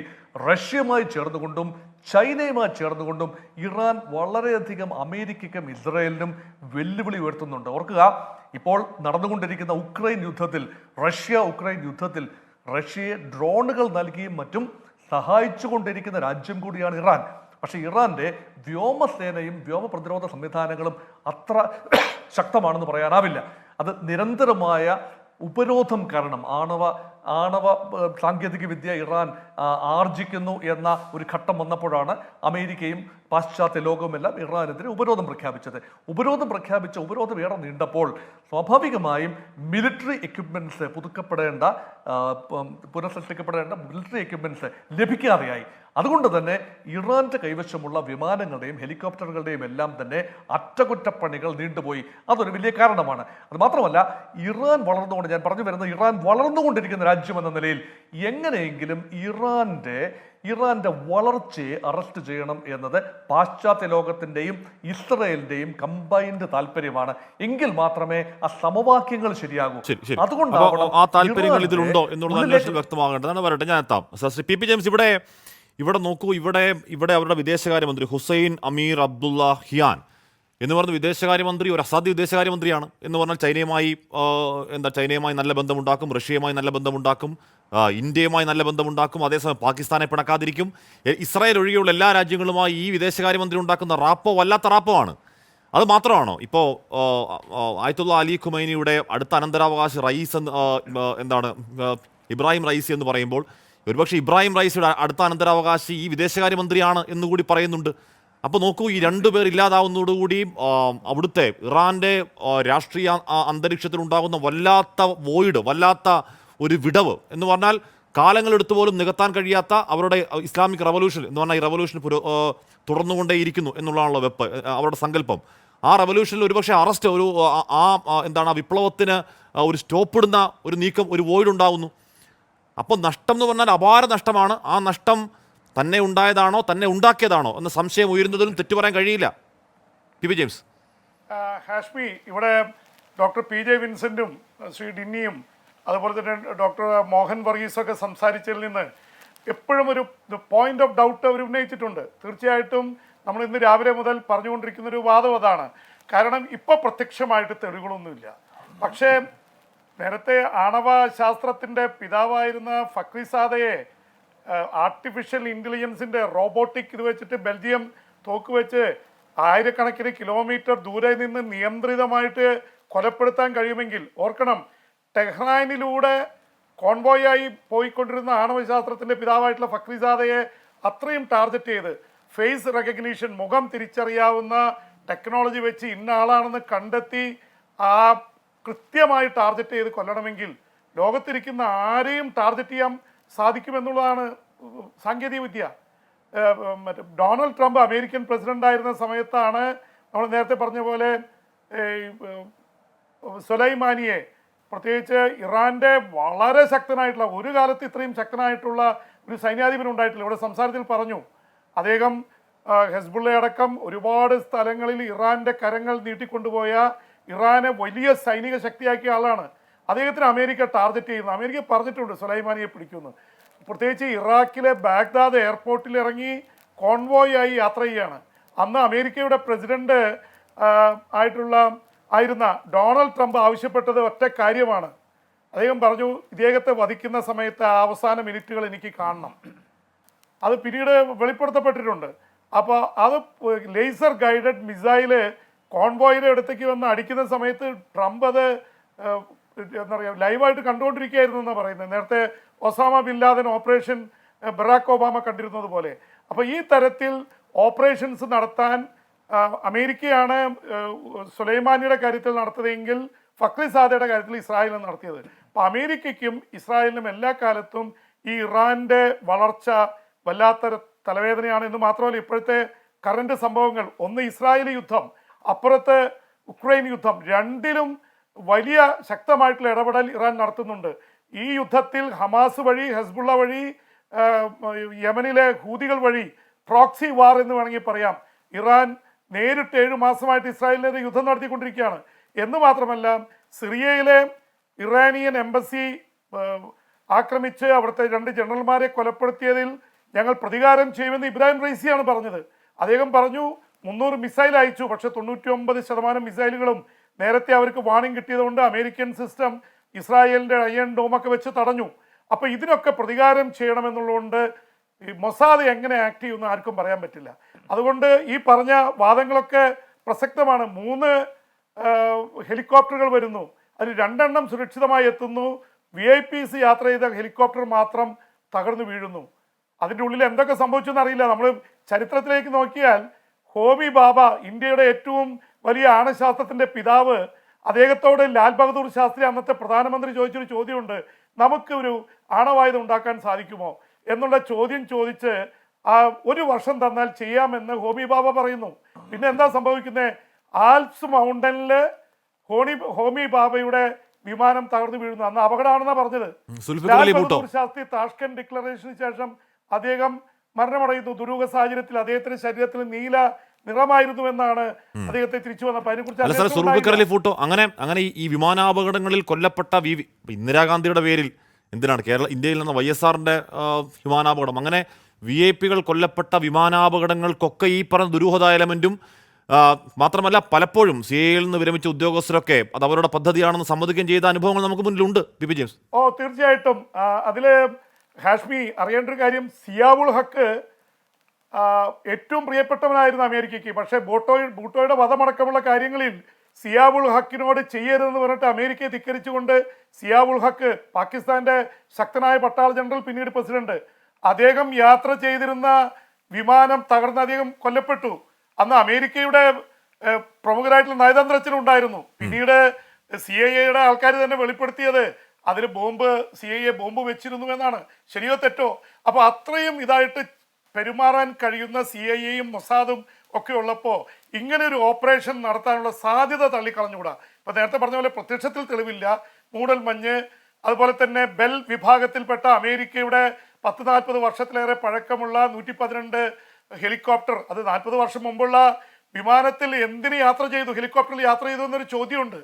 അപ്പോൾ അവിടെ തന്നെ വലിയ പ്രശ്നമുണ്ട്. മക്സാമിനിയുടെ കാര്യം ഇപ്പോൾ പറഞ്ഞു. 40 വലിയ കാലമായിട്ട് 2 വർഷമായിട്ട് അവിടെ വലിയ തരത്തിലുള്ള പ്രക്ഷോഭമായിരുന്നു ഹിജാബ് ധരിക്കുന്നതിനെ ചൊല്ലി. മക്സാമിനി എന്ന കുർദിഷ് യുവതിയെ തലക്കടിച്ച് മതാചാര പോലീസ് കൊലപ്പെടുത്തി. അപ്പോൾ അതിനെതിരെ വ്യാദാസിക വിഭാഗത്തിനെതിരെ വലിയ ഒരു പോരാട്ടം അവിടെ നടക്കുന്നുണ്ട്. അപ്പോൾ നേരത്തെ പറഞ്ഞ പോലെ ഇബ്രാഹിം റൈസി അധികാരത്തിൽ വന്ന ശേഷം അദ്ദേഹം ഇസ്രായേൽ ഒഴികെയുള്ള രാജ്യങ്ങളുമായിട്ട് ബന്ധപ്പെടുന്നു. ചൈന, റഷ്യ, ഇന്ത്യയായിട്ട് ചബഹർ പോർട്ടിൻ്റെ കാര്യം, അതുപോലെ ഏറ്റവും ശക്തനായ ഒരു വിദേശകാര്യമന്ത്രി, അദ്ദേഹം PhD എടുത്ത ആളാണ്. പ്രത്യേകിച്ച് ഇന്റർനാഷണൽ റിലേഷൻസിൽ അധികം പടിപടിയായി കയറി വരുന്നു. ഒരുപക്ഷെ സുലൈമാനി ഫോർ ഡിപ്ലോമസി എന്നാണ് അയാൾ പറയുന്നത്. സുലൈമാനിയെ പോലെ ശക്തനായ സൈനിക നേതാവിൻ്റെ പോലെയുള്ള ഉൾവിളിയും പുറത്തേക്ക് വളരെ സോഫ്റ്റ് ആയിട്ടുള്ള ആള്. ഇന്ത്യയുടെ കപ്പൽ, ഇന്ത്യൻ ജീവനക്കാർ ചെയ്യുന്ന ഇസ്രായേൽ ബന്ധമുള്ള കപ്പൽ തട്ടിക്കൊണ്ടുപോയപ്പോൾ ഇന്ത്യയുടെ വിദേശകാര്യമന്ത്രി S ജയശങ്കർ വിളിച്ചത് ഈ അദ്ദേഹത്തെയാണ്, വിദേശകാര്യമന്ത്രിയാണ്. അദ്ദേഹം ഇടപെട്ട് ആണ് ഇന്ത്യയിലെ ആ ജീവനക്കാരെ മോചിപ്പിക്കാൻ പ്രധാന പങ്കുവച്ചത്. അപ്പോൾ ഈ പറഞ്ഞ പോലെ പരമോന്നത അധികാരിയായിട്ടുള്ള ആയത്തുള്ള ഖാമിനിയുടെ ഏറ്റവും വിശ്വസ്തരായ 2 പേരടക്കം 9 പേർ സഞ്ചരിച്ചിരുന്ന ഇത് തകർന്നു വീഴുന്നു. ഇതെല്ലാം കൂടി കൂട്ടി വായിക്കുമ്പോൾ എന്തോ അനുതാത്തത് സംഭവിച്ചു എന്നുള്ള ഒരു തോന്നലുണ്ടാകാം. പക്ഷേ ആ തോന്നലിനെ കുറ്റം പറയാനും കഴിയില്ല. ഞാൻ എത്താം പി ജെയിംസ്. ഇവിടെ PJ വിൻസെന്റ്, ഇവിടെ നേരത്തെ കേണൽ എസ്റ്റിന് പറഞ്ഞല്ലോ, അവിടുത്തെ പരമോന്നത നേതൃത്വം ആയത്തുള്ള അലി ഖാംനെ കഴിഞ്ഞാൽ ആരെ എന്ന ചോദ്യത്തിന് ഇക്കാലങ്ങളത്തിന് കേട്ട് 2 പേരുകൾ, ഒന്ന് റൈസിയുടെ പേരാണ്, 2 ഖാംനിയുടെ മകൻ്റെ പേരാണ്. അവിടെ ഒരു എന്ന് പറഞ്ഞാൽ റൈസി മരിച്ചാൽ പിന്നെ അടുത്ത പേരുകാരൻ ഈ പറയുന്ന ഖാംനിയുടെ മകനാണ്. അവിടെ അച്ഛൻ്റെ മകൻ അങ്ങനെ പരമോന്നത നേതാവായ ചരിത്രമില്ലെങ്കിൽ കൂടിയും ചരിത്രം തിരുത്തുമോ എന്നൊരു ചോദ്യം അവിടെയുണ്ട്. അപ്പോൾ അങ്ങനെ ഒരു ബെനിഫിഷ്യറി അവിടെ നിൽക്കുന്നുണ്ട്. ഒപ്പം ഈ റൈസി ആ രാജ്യത്ത് അത്ര പോപ്പുലർ നേതാവല്ലല്ലോ. എന്ന് പറഞ്ഞാൽ ഈ സ്ത്രീ മുന്നേറ്റങ്ങളെ കട്ട്രോട്ടായി അടിച്ചമർത്തിയ, ഒരുപാട് പേരെ കൊന്നൊടുക്കിയ അപ്രിയനായ ഒരു നേതാവ് കൂടിയാണ് കേട്ടോ റൈസി. ഈ പറയുന്ന അമേരിക്കയ്ക്കെതിരെ, ഇസ്രായേലിനെതിരെ ശക്തമായി നിൽക്കുന്നു എന്ന് പറയുമ്പോൾ പോലും. അതുകൊണ്ട് ഇനി റൈസിക്കെതിരെ അങ്ങനെ ഒരു കോൺസ്പിറസി തിയറി, അല്ലെങ്കിൽ റൈസിയുടെ മരണത്തിൻ്റെ ബെനിഫിഷ്യറി ഇസ്രായേലും അമേരിക്കയും മാത്രമാണോ, ആ രാജ്യത്തിനകത്തുള്ളവരുണ്ടോ എന്നും ചോദ്യമുണ്ട്. Shri PJ Vincent.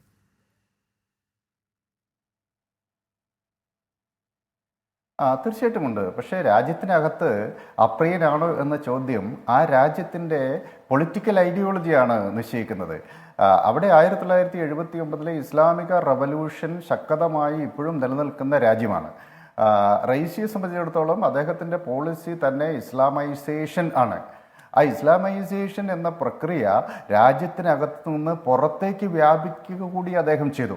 ഇപ്പോൾ ഈ ടെഹ്റാൻ വസന്തം എന്നൊക്കെ വിളിക്കുന്ന ഹിജാബ് വലിച്ചുകീറൽ സമരം, മാഷ അമിനിയുടെ വളരെ ദുഃഖകരമായ കസ്റ്റഡി മരണത്തെ തുടർന്നുണ്ടായിട്ടുള്ള വലിയ പ്രക്ഷോഭമൊക്കെ പ്രധാനമായും നഗര കേന്ദ്രീകൃതമായി മിഡിൽ ക്ലാസിൻ്റെ ഇടയിൽ മാത്രം ഒതുങ്ങി നിൽക്കുന്ന ഒന്നാണ്. വളരെ ചെറിയ ഒരു ശതമാനത്തിനെ മാത്രമാണ് അത് സ്വാധീനിക്കുന്നത്. അവിടുത്തെ മിതവാദി നേതാക്കൾ, ഇപ്പോൾ ഇതിനു മുമ്പുള്ള പ്രസിഡന്റ് ഹസൻ റുഹാനി മിതവാദി നേതാവായിട്ടാണ് ഗണിക്കപ്പെടുന്നത്. പക്ഷേ മിതവാദി പ്രസിഡന്റുമാരടക്കം അവിടുത്തെ ഇസ്ലാമിക റവല്യൂഷൻ്റെ ഷിയ ഇസ്ലാമിക റവല്യൂഷൻ്റെ ആശയങ്ങളിൽ വിട്ടുവീഴ്ച ചെയ്യുന്നില്ല. അതേസമയം അവിടുത്തെ ഈ പോപ്പുലർ മൂവ്മെൻറ്റ്, ടെഹ്റാൻ വസന്തം എന്ന് വിളിക്കുന്ന ടെഹ്റാൻ യൂണിവേഴ്സിറ്റിയിലെയും നഗര കേന്ദ്രീകൃതമായ ബുദ്ധിജീവികളും അതുപോലെ മിഡിൽ ക്ലാസും നടത്തുന്ന സമരങ്ങൾ വലിയ ജനകീയ പിന്തുണ അതിന് ഉണ്ടാവുന്നില്ല. ഇപ്പോഴും ഇസ്ലാമിക റവല്യൂഷൻ തന്നെയാണ് അവരുടെ പൊളിറ്റിക്കൽ ഐഡിയോളജിയിലെ ഏറ്റവും നിർണായകമായ ശക്തിയായി വർത്തിക്കുന്നത്. അപ്പോൾ അതുകൊണ്ട് ഇദ്ദേഹത്തിൻ്റെ ഒരു പോളിസി തന്നെ hard core Islamisation within the state and abroad എന്നുള്ളതാണ്. 1917 മുതൽ 24 വരെയുള്ള കാലത്ത് ലെനിൻ വിപ്ലവത്തെ കയറ്റി അയക്കുക എന്ന ഒരു പോളിസി സ്വീകരിക്കുകയുണ്ടായി.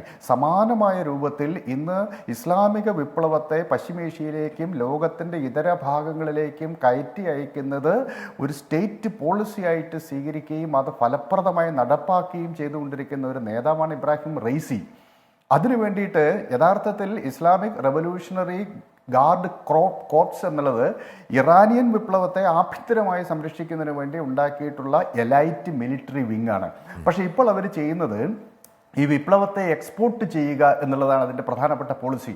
അതുകൊണ്ടാണ് ഈ IRGയുടെ കമാൻഡേഴ്സൊക്കെയാണ് ലോകത്തിൻ്റെ വിവിധ ഭാഗങ്ങളിൽ വിവിധ രാജ്യങ്ങളിൽ പോയി അവിടെ ഈ ഷിയ മിലീഷ്യനെ സംഘടിപ്പിക്കുകയും അവർക്ക് ആയുധങ്ങൾ നൽകുകയും പരിശീലനം നടത്തുകയൊക്കെ ചെയ്യുന്നത്.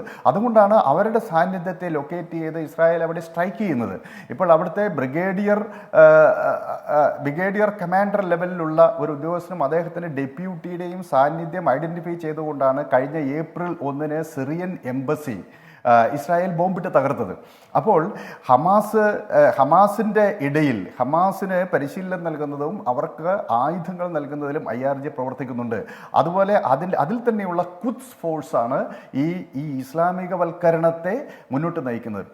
സമീപകാലത്ത് റൈസിയുടെ നേതൃത്വത്തിൽ 2021 റൈസി അധികാരത്തിന് ശേഷം വന്നതിന് ശേഷം ഉണ്ടായിട്ടുള്ള വലിയ പ്രത്യേകത ഷിയ മിലീഷ്യ എന്നതിനപ്പുറത്തേക്ക് ഈ മേഖലയിലുള്ള പല രാജ്യങ്ങളിലുമുള്ള സുന്നി വിഭാഗത്തെ പോലെ സുന്നി റെസിസ്റ്റൻ്റ് ഫോഴ്സുകളെയും ട്രെയിൻ ചെയ്യുകയും അവരെ ഇസ്ലാമിക വിപ്ലവത്തിൻ്റെ ധാരയിലേക്ക് കൊണ്ടുവരാൻ അവർ ശ്രമിക്കുന്നു എന്നുള്ളതാണ്. അതിൻ്റെ ഏറ്റവും പ്രത്യക്ഷമായ ഉദാഹരണം ഹമാസിന് അവർ നൽകുന്ന വലിയ സഹായം. അപ്പോൾ അത് ഇറാഖിലെ പോപ്പുലർ റെസിസ്റ്റൻ്റ് മൂവ്മെൻറ്റ്, അതുപോലെ ഹിസ്ബുള്ള ഇപ്പോൾ നിലവിൽ അവിടെയുണ്ട്, ഹമാസ് ഉണ്ട്, അതുപോലെ സിറിയയിലെ ബാഷർ അൽ അസദിനെ സഹായിക്കുന്നത് മുഴുവനും IRG ആണ്. ഹൂത്തികൾക്ക് ആവശ്യമായ ട്രെയിനിങ് കൊടുക്കുന്നവരാണ്. അങ്ങനെ വലിയ ഒരു ഇസ്ലാമിക റവല്യൂഷൻ്റെ നെറ്റ്വർക്ക് പശ്ചിമേഷ്യയിൽ അവർ ഉണ്ടാക്കിയെടുത്തിട്ടുണ്ട്. അതുകൊണ്ട് ഇതിന് വലിയ നേതൃത്വം നൽകുന്നു എന്നത് തന്ത്രപരമായി വളരെ പ്രധാനപ്പെട്ട കാര്യമാണ്. ഇനി ഇങ്ങനെ ഒരു ഭാഗത്ത് ചെയ്യുമ്പോൾ നേരത്തെ സൂചിപ്പിച്ച ഒരു കാര്യം കൂടി വളരെ പ്രസക്തമാണ്. അവിടെ ഖത്തർ, ഇറാൻ, ടർക്കി ബന്ധം രൂപപ്പെട്ടിട്ടുണ്ട്. കുറേ കാലമായി അസർബൈജാനും അർമീനിയയും തമ്മിൽ നിരന്തര സംഘർഷത്തിലായിരുന്നു നാഗോർണോ കരബാക്ക് മേഖലയെ ചൊല്ലി. എന്നാൽ സമീപകാലത്ത് അർമേനിയയ്ക്ക് റഷ്യയിൽ നിന്ന് വലിയ സൈനിക ഇടപെടലിൻ്റെ സാധ്യത കുറഞ്ഞ ഘട്ടത്തിൽ തുർക്കിയുടെ പിന്തുണയോടുകൂടി അസർബൈജാൻ ഈ മേഖല പിടിച്ചെടുത്തു. ഈ മേഖല പിടിച്ചെടുത്തതിന് പിന്നിൽ ഇറാൻ്റെ സഹായവും ഉണ്ടായിരുന്നു. അപ്പോൾ പരമ്പരാഗതമായിട്ട് തന്നെ ഇസ്രായേലിനോട് ബന്ധം പുലർത്തുന്ന ഒരു രാജ്യമായിരുന്നു. പക്ഷേ അവിടെ ഇറാൻ, അസർബൈജാൻ, തുർക്കി അച്ചുതണ്ട് കൂടി അവിടെ രൂപപ്പെട്ടു വന്നിരിക്കുന്നത്. അതോടൊപ്പം തന്നെ ഇപ്പൊ ഇടയ്ക്ക് വ്ളാഡിമിർ പുടിൻ അവിടേക്ക് പോകുന്നുണ്ട്, ഒറ്റ ദിവസത്തിന് വേണ്ടി അങ്ങോട്ടേക്ക് പോകുന്നുണ്ട്, റൈസിയെ കാണുന്നുണ്ട്, യുക്രൈനു വേണ്ടി ഷെല്ലുകൾ വാങ്ങിയെന്നൊക്കെ കേൾക്കുന്നത്. അതിൻ്റെ കൂടുതൽ വിശദാംശങ്ങൾ വരട്ടെ. അപ്പോൾ അവിടെ ഈ റഷ്യ, ചൈന, ഇറാൻ എന്ന് പറയുന്ന ഒരു അച്ചുതണ്ട് കൂടി ഡെവലപ്പ് ചെയ്ത് വരുന്നുണ്ട്. അതും ഈ പാശ്ചാത്യ ശക്തികളെ അസ്വസ്ഥമാക്കുന്ന അച്ചുകൊണ്ടാണല്ലോ അത്. Shri P J Vincent. അതെ, തീർച്ചയായിട്ടും അതാണ്. അപ്പോൾ ഒരു ഭാഗത്ത് ഖത്തർ തുർക്കിയെ ഇറാൻ അച്ചുതണ്ട് രൂപപ്പെടുന്നു, ഇറാൻ അസർബൈജാൻ ടർക്കിയെ അച്ചുതണ്ട് രൂപപ്പെടുന്നു, ഇറാൻ, റഷ്യ, ചൈന അച്ചുതണ്ട് രൂപപ്പെടുന്നു. ഇതിങ്ങനെ രൂപപ്പെടുന്ന ഘട്ടത്തിലും ഇന്ത്യയെ പോലെ അവിടെ ഇടപെടാൻ ശേഷിയുള്ള വൻശക്തി രാഷ്ട്രമായ ഇന്ത്യയോട് അവർ വളരെ അനുകൂലമായ നിലപാട് സ്വീകരിക്കുന്നു. അങ്ങനെയാണല്ലോ 2002 ആരംഭിച്ച് ഇഴഞ്ഞു നീങ്ങിയ കരാർ 2024 10 വർഷത്തേക്ക് ഇന്ത്യ ആദ്യമായിട്ടാണ് ഒരു വിദേശ തുറമുഖം 10 വർഷത്തേക്ക് പൂർണ്ണമായി വികസിപ്പിക്കുവാനും ഓപ്പറേറ്റ് ചെയ്യാനായിട്ടും എടുക്കുന്നത്.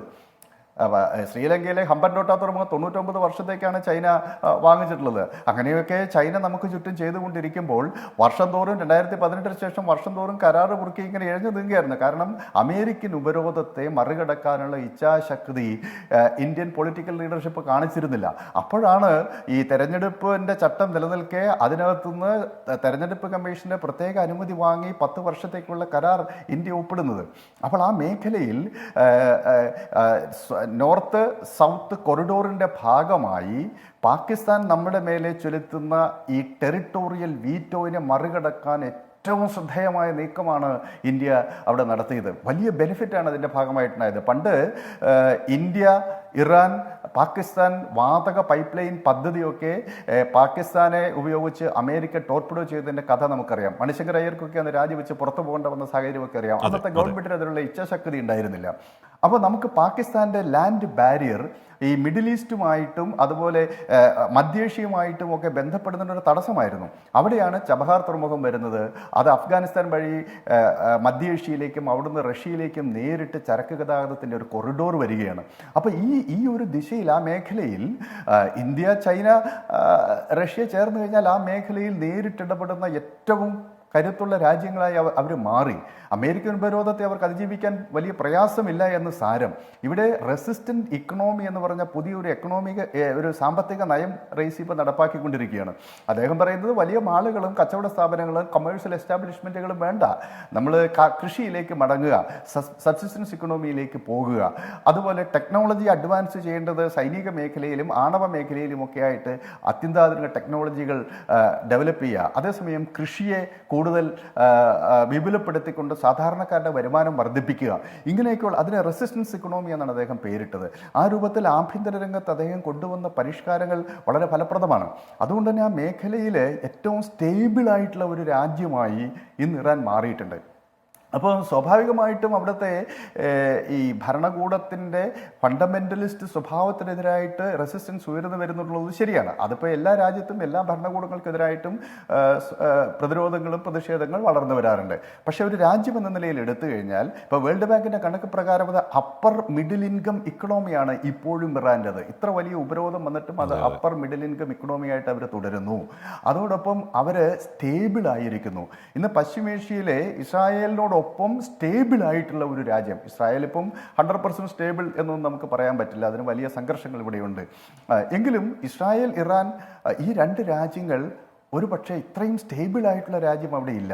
അപ്പോൾ ഈ ഇസ്ലാമിക റവല്യൂഷൻ്റെ പ്രത്യയശാസ്ത്ര പരിസരത്തിനകത്ത് നിന്നുകൊണ്ട് ഒരു സ്റ്റേബിളായി, ഒരു പക്ഷേ അട്ടിമറി സാധ്യതകൾക്ക് വലിയ സാധ്യതയില്ലാത്ത ആഭ്യന്തര രംഗത്ത് ആ ഇസ്ലാമിക ഭരണകൂടത്തെ അട്ടിമറിക്കാൻ ഒരു വിദൂര സാധ്യത പോലും തെളിഞ്ഞ് കാണുന്നില്ല. ആ വിധം ഒരു സ്റ്റേബിളായിട്ടുള്ള ഭരണകൂടം അവിടെയുണ്ട്. അപ്പോൾ അങ്ങനെ ഇരിക്കുമ്പോഴാണ് ക്വാളിറ്റി ഓഫ് ലീഡർഷിപ്പ് വളരെ പ്രധാനപ്പെട്ടതാണ്. ഇബ്രാഹിം റെയ്സിയെ പോലെ, അതുപോലെ അവിടുത്തെ വിദേശകാര്യ മന്ത്രിയെ പോലെ ക്വാളിറ്റിയുള്ള ലീഡർഷിപ്പ് കൂടി ഉണ്ടാവുന്നത്. ഇപ്പം അലി ഖൊമേനി ഏറെക്കുറെ അദ്ദേഹത്തിൻ്റെ ഒരു കാലം കഴിഞ്ഞതായിട്ട് വേണേൽ ഗണിക്കാം. ഇനി അധികം കാലം അദ്ദേഹം ആ സ്ഥാനത്ത് തുടരും എന്ന് പറയാൻ സാധിക്കില്ല, അദ്ദേഹത്തിന് പ്രായമായി. ഇനി അങ്ങോട്ട് സ്വാഭാവികമായിട്ടും ഇറാൻ വലിയ പ്രതിസന്ധി നേരിടുന്ന ഘട്ടത്തിൽ ആ രാജ്യത്തിന് മുന്നോട്ട് പോകണമെങ്കിൽ ഈ ഇത്തരം ഒരു പരിതോവസ്ഥയിൽ ക്വാളിറ്റി ഓഫ് ലീഡർഷിപ്പ് വളരെ പ്രധാനപ്പെട്ടതാണ്. അപ്പോൾ ഇന്ന് ഇറാന് ഗുണനിലവാരമുള്ള നേതൃത്വം അത് വളരെ പ്രധാന ഘടകമാണ്. അതിൽ റെയ്സിക്ക് പകരം വെക്കാൻ ഒരാളില്ല എന്നുള്ളതാണ്. ആ അർത്ഥത്തിൽ ആ രാജ്യത്തിൻ്റെ മുന്നോട്ടുള്ള പോക്കിനെ എല്ലാ തരത്തിലും തടസ്സപ്പെടുത്തുന്ന അടുത്തൊരു 10-20 വർഷത്തേക്ക് ആ രാജ്യത്തിന്റെ ഭരണ നേതൃത്വം നയിക്കേണ്ട ദിഷണാശാലികളായ രണ്ടുപേരെയാണ് ഇറാന് നഷ്ടമായത്. അതിൽ അവർക്ക് രാഷ്ട്രീയമായി കരകയറൽ ഏതാണ്ട് അസാധ്യം എന്നും പറയാം. ഞാൻ ഇനി അവിടെ അവരുടെ ആണവ മേഖലയുടെ തലവൻ ഫക്രിസാദയെ കൊന്ന ആ രീതി, അതിൻ്റെ വിശദാംശങ്ങൾ പുറത്തേക്ക് വന്നപ്പോൾ ലോകം ഞെട്ടിയതാണ്. എന്ന് പറഞ്ഞാൽ ആ മേഖലയിലൊന്നും ആളില്ല. ടൺ കണക്കിന് ഭാരം വരുന്ന ഒരു റൈഫിൾ ഒരു വണ്ടിയിൽ മൗണ്ട് ചെയ്ത് വെച്ചിരിക്കുന്നു. ഈ വണ്ടിയുടെ കുലുക്കമനുസരിച്ച് അല്ലെങ്കിൽ ഫക്രിസാദെ വരുന്ന വണ്ടിയുടെ വേഗത അനുസരിച്ച് എന്താണ് ക്രിസ്റ്റൽ ക്ലിയറായി വെടിവെക്കാൻ കഴിയുന്ന ക്ലിനിക്കൽ പൊസിഷനൊക്കെ കണ്ട് ഞെട്ടിയതാണ്. അത് നമുക്കറിയാവുന്നത്. അങ്ങനെ നമുക്കിനിയും അറിയാത്ത സമഹാരായുധങ്ങൾ ഏതൊക്കെയുണ്ട് മൊസാദിൻ്റെ പക്കലുണ്ടെന്ന് ആര് കണ്ടു? ശ്രീഡിന്നി. തീർച്ചയായിട്ടും ശ്രീ ഹാഷ്മി, അതിനകത്ത് ഒരു ആസ്പെക്റ്റും കൂടെ, അതായത് അവരുടെ തന്നെ ന്യൂക്ലിയർ പ്ലാന്റിന് തന്നെ നമുക്കറിയാം, അവർ കമ്പ്യൂട്ടറിൽ വൈറസ് കൊണ്ടുപോയി അതിനെ അവരുടെ ന്യൂക്ലിയർ അതിൻ്റെ ഡെവലപ്മെന്റിന് പിന്നെയും കുറേ വർഷത്തേക്ക് ബാക്കിലോട്ടാക്കാൻ ഇസ്രായേലിന് സാധിച്ചിരുന്നു. അപ്പം നേരത്തെ പറഞ്ഞ പോലെ ഇസ്രായേലിനെ സംബന്ധിച്ചോളം അവർക്ക് കാപ്പബിലിറ്റി ഒരു പ്രശ്നമല്ല. Capability is not a problem. അവരുടെ എന്ന് വെച്ചാൽ അത് ചെയ്യണമെന്നുള്ളതെങ്കിൽ അവർ ചെയ്തിരിക്കും. അപ്പോൾ നാളെ ഇതുപോലെ ഒരു ന്യൂസ് വരെയാണ് അവരായിരുന്നു ഇതിന്റെ പിന്നിൽ എന്ന് പറഞ്ഞാൽ നമുക്ക് ആർക്കും അങ്ങനെ അതിശയം തോന്നേണ്ട കാര്യമില്ലെന്ന് മാത്രമാണ്. ഇന്നപ്പോൾ നമ്മളത് തീർച്ചയായിട്ടും അവർ തന്നെയാണ് ചെയ്തതെന്നൊന്നും അല്ല പറയുന്നത്. പക്ഷെ നാളെ അങ്ങനെ ഒരു ന്യൂസ് വരികയാണെങ്കിൽ എനിക്ക് തോന്നുന്നില്ല ആർക്കെങ്കിലും അത്ര വലിയ അതിശയം തോന്നും. കാരണം അങ്ങനത്തെ കാപ്പബിലിറ്റി ഉണ്ട്. അതവർ ചെയ്യാനാണെങ്കിൽ അവർ ചെയ്തിരിക്കും. പക്ഷെ അതിന് കൂടെ തന്നെ ഈ നേരത്തെ ശ്രീ ഹാഷ്മി തന്നെ ചോദിച്ച ഒരു ചോദ്യമുണ്ട്. അത് ഇന്റേണലായിട്ട് ഇപ്പോൾ ഇറാന്റെ ഉള്ളിലും ചില പ്രശ്നമുണ്ട്. അവിടെയും ഇസ്രായേലിനെ പോലുള്ള മറ്റു രാജ്യങ്ങൾ അതിനെ വേണമെങ്കിൽ എക്സ്പ്ലോയിറ്റ് ചെയ്യാമെന്നാണ് ഞാൻ കരുതുന്നത്. കാരണം നമുക്കറിയാം അവരുടെ ഐഡിയോളജിക്കലി അവരൊരു ഇസ്ലാമിക് റെവല്യൂഷന്റെ ഒരു ഭാഗമായിട്ട് മുന്നോട്ട് വന്നുകൊണ്ടിരിക്കുന്ന ഒരു രാജ്യമായിരുന്നു. പക്ഷേ അവിടെ തന്നെ 2-3 കാര്യങ്ങളുണ്ട്. ഒന്ന്, നേരത്തെ പറഞ്ഞ പോലെ ഈ സൈനികം അല്ലെങ്കിൽ ഈ മിലിറ്ററിയിൽ തന്നെ വ്യത്യാസങ്ങളുണ്ട്. ഒന്ന്, IRGC എന്ന് പറഞ്ഞത് അത് പ്യൂർലി ഈ ഐഡിയോളജിയെ സപ്പോർട്ട് ചെയ്യാൻ വേണ്ടി അല്ലെങ്കിൽ അതിനെ സംരക്ഷിക്കാൻ വേണ്ടി മാത്രമായിട്ടുള്ള ഒരു മിലിറ്ററിയാണ്. അത് ഏകദേശം പാകിസ്ഥാന്റെ ആർമിയെ പോലാണ്. നമ്മളൊരു കമ്പാരിസൺ പറയുകയാണെങ്കിൽ പാകിസ്ഥാൻ ആർമി എങ്ങനെയാണ് പാകിസ്ഥാന്റെ എല്ലാ കാര്യത്തിലും ഇടപെടുന്നത്, അതേപോലെയാണ് IRGC. അവരുടെ പൊളിറ്റിക്സിലും അവരുടെ സൊസൈറ്റിയിലും അവരുടെ എക്കണോമിക്സിലും 40% ഓൾമോസ്റ്റ് ഇറാന്റെ economy is controlled by IRGC. അപ്പോൾ അങ്ങനെയുള്ള അവരാണ് ഈ ഐഡിയോളജിക്കലും അവർക്ക് തന്നെ കുറേ സ്പെഷ്യൽ ആയിട്ടുള്ള കുറേ ഫോഴ്സസ് ഒക്കെ ഉണ്ട്. ഈ അടിച്ചമർത്തലൊക്കെ ചെയ്യുന്ന അവരാണ്. അതുപോലെ തന്നെ രണ്ടാമത് തന്നെ മതപുരോഹിതന്മാരുണ്ട്. ഈ മതപുരോഹിതന്മാരിൽ തന്നെ 2 വിഭാഗമുണ്ട്. ഒന്ന് ഈ മോഡറേറ്റ്സ് ആയിട്ടും ഒന്ന് വളരെ തീവ്ര നിലപാടെടുക്കുന്ന ആളുകളും. നമുക്കറിയാം ഇപ്പം മരിച്ച ഇബ്രാഹിം റിയാസി അദ്ദേഹം ഇതിനു വേണ്ടി പ്രതിഷേധം ചെയ്ത ആളുകളെ പണിഷ്മെന്റ് കൊടുക്കുന്നതിന് അദ്ദേഹമാണ് നേരിട്ട് മുൻകൈയെടുത്ത് അവർക്കൊക്കെ വധശിക്ഷയോ മറ്റു കാര്യങ്ങളൊക്കെ അതിനെ നയിച്ച ഒരു വ്യക്തിയായിരുന്നു. അപ്പം ഇൻ ബിറ്റ്വീൻ പലരും അദ്ദേഹത്തിന് ബുച്ചർ ഓഫ് തെഹ്റാൻ എന്ന് വരെ പറയുന്ന ഒരു രീതിയുണ്ട്. അപ്പം സൊസൈറ്റിയിലുള്ളിൽ അവിടെ ഒരു ഡിവിഷൻ ഉണ്ട് ഓൾറെഡി. അതുപോലെ തന്നെ മിലിറ്ററിയിലുണ്ട്. IRGC ഒരു ഭാഗത്ത്, നോർമൽ ആയിട്ടുള്ള വേറെ ഇറാനിയൻ മിലിറ്ററി എന്ന് പറഞ്ഞ വേറൊരു ഫോഴ്സും ഉണ്ട്. അവിടെ അതിനകത്തും എയർഫോഴ്സും നേവി ആർമിയും ഉണ്ട്. ഇവിടെയും IRGCക്കും ആർമി എയർഫോഴ്സ് നേവിയും ഉണ്ട്. പക്ഷെ ഇവരാണ് പവർഫുൾ. അപ്പൊ അതിൻ്റെ ഇടയ്ക്കും ഒരു ഡിവിഷൻ ഉണ്ട്. അപ്പൊ ഈ ഒരു സമൂഹത്തിൽ ഇങ്ങനെ നേരത്തെ നമ്മൾ പറഞ്ഞ പോലെ ഈ പ്രതിഷേധം കാണുമ്പം ഇതിന്റെ പുറത്ത് ഇത് ഇടയ്ക്കിടയ്ക്ക് ഇങ്ങനെ പൊട്ടിത്തെറിച്ച് വരും. അപ്പം മതപുരോഹിതന്മാർ തന്നെ കഴിഞ്ഞ പ്രാവശ്യം ഈ ആളുകൾ വധശിക്ഷ കൊടുക്കുന്നതിന് എഗെയിൻസ്റ്റ് ആയിട്ട് വന്ന് സംസാരിച്ച ആളുകൾ പോലും ഉണ്ട്. അതുകൊണ്ടാണ് തെരുവിൽ പോലും ഇന്ന് പുതിയ ജനറേഷനെ ഈ യങ്സ്റ്റേഴ്സ് ആയിട്ടുള്ള മാക്സിമം ആളുകൾ 79-ന്റെ റെവല്യൂഷൻ കഴിഞ്ഞ് ജനിച്ചവരാണ്. അവർ ഈ പുരോഹിതന്മാർ നടന്നു പോകുമ്പോൾ അവരുടെ തലയിലെ തൊപ്പിയൊക്കെ തട്ടി തെറിപ്പിക്കുന്ന രീതിയൊക്കെ ധാരാളം നമ്മൾ കാണാറുണ്ട്. അപ്പൊ ആ ഒരു അവസ്ഥയും അവിടെ ഉണ്ട്. പറഞ്ഞു വന്നത് ഇബ്രാഹിം റിയാസിക്ക് ഇറാന്റെ ഉള്ളിൽ തന്നെ ധാരാളം റെസിസ്റ്റൻസ് ഉണ്ടായിരുന്നു. അപ്പൊ അതിനെ എക്സ്പ്ലോയിറ്റ് ചെയ്യാനും സാധിക്കും. ആ അഭാവത്തിന്റെ ബെനിഫിഷ്യറികൾ ആരാണ് ചോദ്യം അവിടെ ഒന്നുകൂടി പ്രസക്തം. ഞാൻ അങ്ങനെ ശ്രീ മോഹൻ വർഗീസ്, ഇവിടെ ഇസ്രായേൽ പലസ്തീനിൽ ഇപ്പോൾ നടത്തിക്കൊണ്ടിരിക്കുന്നത് കൊടും ക്രൂരതയാണ്, വംശഹത്യയാണ്. ആ വംശഹത്യ നടന്ന ഇസ്രായേലിനൊപ്പം നിൽക്കുന്ന മനസ്സുകളുണ്ടല്ലോ, ആ മനസ്സുകളുടെ സൈബർ ഹാൻഡിലുകളുണ്ടല്ലോ, അവർ ഈ റൈസിയുടെ മരണത്തിൽ സന്തോഷിക്കുകയാണ്, വലിയ ആനന്ദം അവർ പ്രകടിപ്പിക്കുന്നുണ്ട്. എന്ന് പറയുമ്പോൾ പോലും ഇന്ത്യയുമായി അടുത്ത ബന്ധമുള്ള ഒരു ഇന്ത്യയുടെ സുഹൃത്തായി റൈസി മാറുന്നത് എങ്ങനെയാണ്? ഇപ്പോൾ നാളെ നമ്മുടെ രാജ്യം ദുഃഖാചരണം പ്രഖ്യാപിക്കുകയാണ്, നമ്മുടെ പതാക പകുതി താഴ്ത്തി റൈസിയോട് ആദരം പ്രകടിപ്പിക്കുകയാണ്. എന്തുകൊണ്ടാണ് ഇന്ത്യയും റൈസിയും തമ്മിൽ, എന്ന് പറഞ്ഞാൽ ചൈനയുമായി, റഷ്യയുമായി, പാകിസ്ഥാനുമായി പിണക്കാത്ത ഒരു രാജ്യത്തിൻ്റെ വിദേശകാര്യമന്ത്രിയും ആ രാജ്യത്തിൻ്റെ പ്രസിഡന്റും ഇന്ത്യയുമായി ഊഷ്മള ബന്ധം ഉണ്ടാവാൻ കഴിയുന്നത്? ശ്രീ മോഹൻ വർഗീസ്. ഹാഷ്മി, വിദേശ ബന്ധങ്ങൾ ഒരു പരിധിവരെ ഒരു ഞാണിന്മേൽ കളിയാണ്. നല്ല മെയ്വഴക്കം വേണ്ട ഒരു പ്രക്രിയയാണ് വിദേശ ബന്ധം സുഗമമായി നടത്തിക്കൊണ്ടു പോകുക എന്നത്. ഇനി ഇബ്രാഹിം റൈസിയെ നോക്കൂ. അദ്ദേഹം പൊതുവെ ഇറാനുള്ളിൽ അറിയപ്പെടുന്നത് ഒരു ഹാർഡ് ലൈനർ നേതാവാണ്. അദ്ദേഹം ഒരു പരിധിവരെ ഈ മത നേതൃത്വത്തിന് അഭിമതനായ ഒരാളാണ്. അദ്ദേഹത്തിന് ചില തീവ്ര നിലപാടുകൾ, പ്രത്യേകിച്ച് ദീർഘകാലമായി ഇറാനും ഇറാഖും തമ്മിൽ നടന്ന യുദ്ധം, 8 വർഷത്തോളം നടന്ന ആ ഒരു യുദ്ധത്തിൻ്റെ അവസാന കാലഘട്ടത്തിൽ ഈ 1979 1988 അദ്ദേഹം ഉയർത്തപ്പെടുകയാണ്. അദ്ദേഹം വളരെ ചെറുപ്പകാലത്ത് തന്നെ അദ്ദേഹം ഒരു പ്രോസിക്യൂട്ടറായി ഉയർത്തപ്പെടുകയാണ്. അദ്ദേഹം ഉൾപ്പെടുന്ന 4 അംഗ പ്രോസിക്യൂഷൻ സംഘമാണ് ആയിരക്കണക്കിന് ആളുകളെ വധശിക്ഷയ്ക്ക് വിധിച്ചതും അത് ഇറാൻ അത് നടപ്പാക്കിയതും ആ ഒരു കാലഘട്ടത്തിലാണ്. അതുകൊണ്ട് ഒരു കടുത്ത മനുഷ്യാവകാശ ലംഘനത്തിൻ്റെ റെക്കോർഡ് കൂടിയുള്ള ഇബ്രാഹിം റൈസി ഇറാന്റെ ഉള്ളിലെ ഒരു പുരോഗമന ചിന്താഗതിക്കാരായ ഒരു വിഭാഗത്തിൻ്റെ കണ്ണിലും അതുപോലെ പാശ്ചാത്യ ലോകത്തിൻ്റെ കണ്ണിലും ഒരു കരടാണ്. പക്ഷെ അതേ ഇബ്രാഹിം റൈസി എന്ന ഹാർഡ് ലൈനറാണ് ഒന്നാം തരം നയതന്ത്രജ്ഞനായി പ്രവർത്തിച്ചത്. നേരത്തെ നമ്മൾ സൗദി അറേബ്യയുമായുള്ള ബന്ധം മെച്ചപ്പെടുത്താനുള്ള ഇബ്രാഹിം റൈസിയുടെ നീക്കങ്ങളെക്കുറിച്ച് സംസാരിച്ചു. അതേപോലെ തന്നെയാണ് ഇന്ത്യയുമായി ഇറാൻ ഏറെ അടുത്ത വർഷങ്ങളായിരുന്നു, കഴിഞ്ഞ ഒരു 4-5 വർഷം. ആ സമയത്താണ് ഇറാൻ ഉപരോധത്താൽ ബുദ്ധിമുട്ടി ഒരു വശത്ത്. മറുവശത്ത് ഇന്ത്യയെ സംബന്ധിച്ചിടത്തോളം ഈ യുദ്ധം മൂത്തപ്പോൾ, അതായത് ഉക്രൈൻ യുദ്ധത്തിൻ്റെ ഒക്കെ സമയം വന്നപ്പോൾ ഇന്ത്യയുടെ നയം മാറി, ഇന്ത്യയുടെ ഊർജ സുരക്ഷാ നയം മാറി. ഇന്ത്യ ഒരു ഡൈവേഴ്സിഫൈഡ് എനർജി പർച്ചേസ് ഒരു മോഡിലേക്ക് പോവുകയാണ്. അപ്പോൾ അമേരിക്ക പറയുന്ന രാജ്യങ്ങളിൽ നിന്നല്ല എണ്ണ വാങ്ങേണ്ടത്, അല്ലെങ്കിൽ ക്രൂഡ് ഓയിൽ വാങ്ങേണ്ടത്. ഏറ്റവും കൂടുതൽ നമ്മൾ ക്രൂഡ് ഓയിൽ വാങ്ങിയിരുന്നത് സൗദി അറേബ്യയിൽ നിന്നും ഇറാഖിൽ നിന്നുമാണ്. പക്ഷേ അതിന് മാറ്റം വരികയും റഷ്യയിൽ നിന്ന് നേരിട്ടും അതുപോലെ ഇറാനിൽ നിന്നും വലിയ തോതിൽ നമ്മൾ എണ്ണ ഇറക്കുമതി, അസംസ്കൃത എണ്ണ ഇറക്കുമതി ചെയ്ത് സംസ്കരിച്ചതിന് ശേഷം അതിലൊരു ഭാഗം കയറ്റി അയക്കുകയും മറ്റൊരു ഭാഗം ഭാരതം ഉപയോഗിക്കുകയും ചെയ്തു. അങ്ങനെയാണ് നമ്മൾ ഊർജ പ്രതിസന്ധിയെ നേരിട്ടത്.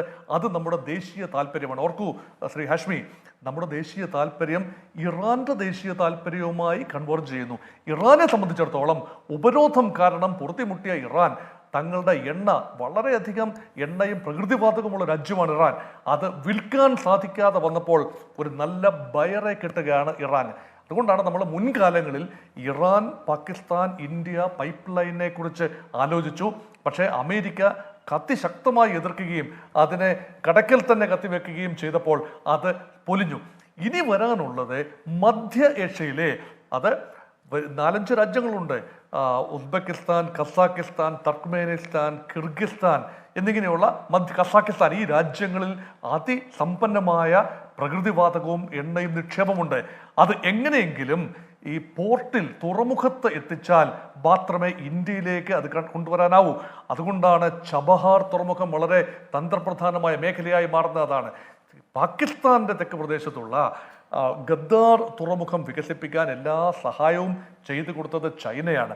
ചൈനയുടെ സ്ട്രിംഗ് ഓഫ് പേൾസ് പോളിസി അനുസരിച്ച് ഇന്ത്യയെ ചുറ്റുന്ന രീതിയിൽ തുറമുഖങ്ങൾ വികസിപ്പിക്കുകയും, അത് ശ്രീലങ്കയിലെ ഹമ്പൻ തോട്ട തുറമുഖമായിക്കൊള്ളട്ടെ, മാലദ്വീപിലെ തുറമുഖങ്ങളായിക്കൊള്ളട്ടെ, അല്ലെങ്കിൽ ചിറ്റഗോങ് തുറമുഖം ബംഗ്ലാദേശിലെ തുറമുഖമായിക്കൊള്ളട്ടെ, അപ്പം ഇന്ത്യയെ ചുറ്റും വരിഞ്ഞു മുറുക്കുന്ന ആ ഒരു നയത്തിനെതിരെ ഇന്ത്യയെ സംബന്ധിച്ചിടത്തോളം ഒരു ഓപ്പണിംഗ് ആവശ്യമാണ്. അത് ഏറ്റവും ഭംഗിയായി നിർവഹിക്കപ്പെട്ടിരിക്കുന്നു.